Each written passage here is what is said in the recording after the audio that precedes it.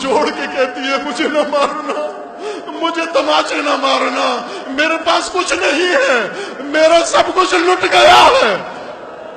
کبھی اپنے سرخ گال دکھاتی ہے، یہ دیکھ لے میں تماچے کھا چکی ہوں، اور کبھی چھدے ہوئے کان دکھاتی ہے کہ دیکھ لے میری بالیاں لٹ گئی۔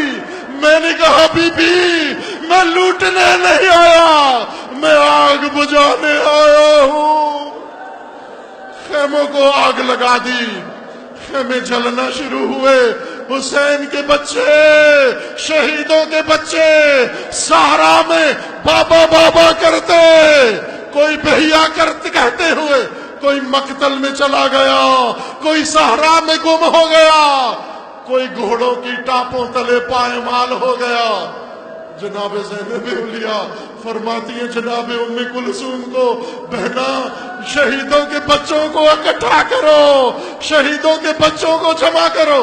جب سارے بچوں کو جمع کیا گیا، دیکھا کچھ بچے موجود نہیں ہیں۔ بیویوں نے بچوں کو ڈھونڈنا شروع کیا، کیوں مقتل میں جا کر آواز دی، اور سب سے زیادہ پریشانی کب ہوئی؟ جب یتیمہ حسین نظر نہیں آ رہی، جب سکینہ بنت الحسین نظر نہیں آ رہی، جب رقیہ بنت الحسین نظر نہیں آ رہی، وہی حسین کی لاڈلی، وہی حسین کی پیارسی، جب وہ نظر نہیں آئی پیاری، بیویاں مقتل میں ڈھونڈتی ہیں، بیویاں صحرا میں ڈھونڈتی ہیں، ہر طرف جاتی ہیں، نظر نہیں آتی۔ بی بی فرماتی ہے مجھے معلوم ہے حسین کی یتیمہ کہاں ہوگی، حسین کی یتیمہ اپنے بابا کی لاش کے اوپر ہوگی۔ بی بی فرماتی ہے لاش حسین پائمال ہو گئی، اب تو پہچانی نہیں جا سکتی۔ بی بی کیسے گئی ہوگی؟ بیویاں اسی گودال میں جاتی ہیں جہاں لاش حسین پڑی تھی، اور کیا دیکھتی ہیں؟ معصومہ حسین کے سینے پہ سو رہی ہے۔ آرام سے بچی کو اٹھایا، گلے لگایا، اور پوچھتی ہے بیٹا بتاؤ بابا کو کیسے پہچانا؟ بابا کو تو سر نہیں تھا، بابا کی تو لاش پائمال ہے۔ بی بی کیا فرماتی ہے؟